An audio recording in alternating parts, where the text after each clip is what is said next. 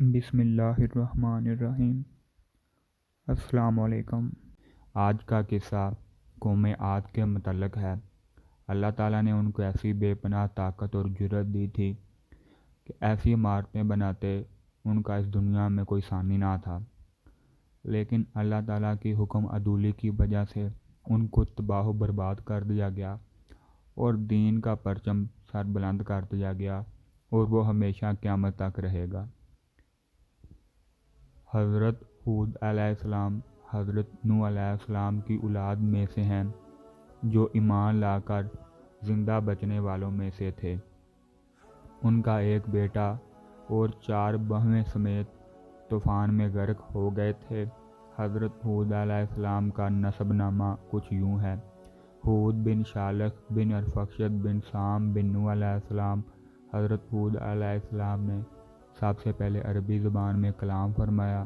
طوفان نوح کے بعد جن لوگوں نے بتوں کی پوجا کی وہ حضرت ہود علیہ السلام کے بھائی تھے۔ اللہ تعالیٰ نے ان کی طرف ان کے بھائی کو نبی بنا کر بھیجا۔ ان کی قوم کو قوم عاد بھی کہا جاتا ہے۔ ہود نے اپنی قوم کو اللہ کی عبادت کرنے کو کہا، لیکن انہوں نے صاف انکار کر دیا، کوئی بات نہ مانی۔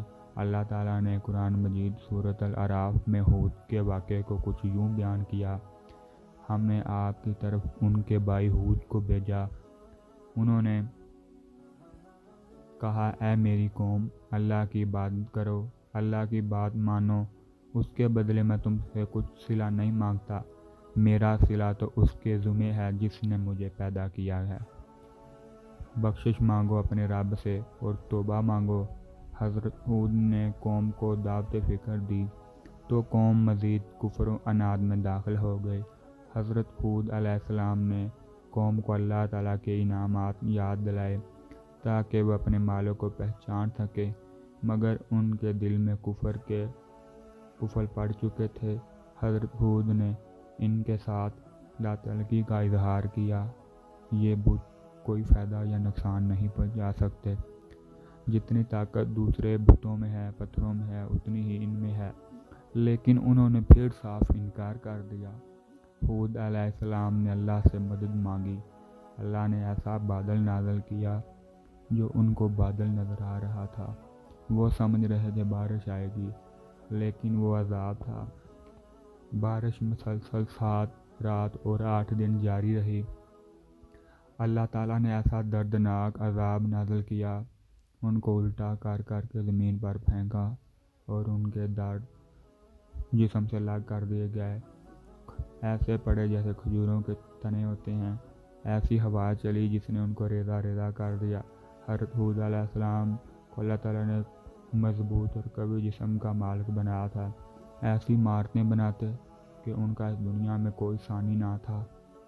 لیکن جو شخص اللہ سے ڈرتا ہے، اللہ اس کو نکلنے کا راستہ بھی عطا کرتا ہے، ایسی جگہ سے رزق دیتا ہے جہاں سے اس کا گمان بھی نہیں ہوتا۔ اس لیے ہمیں بھی چاہیے اپنے گناہوں پر شرمندہ ہو کر اللہ تعالیٰ سے معافی مانگیں اور اللہ کے عذاب سے محفوظ رہ سکیں۔ اللہ تعالیٰ نے طوفان اور بارش برسائی ان کے اوپر۔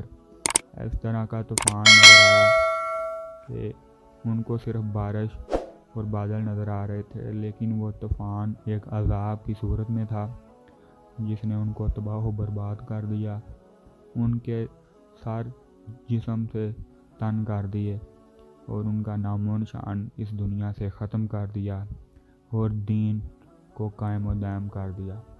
اللہ حافظ۔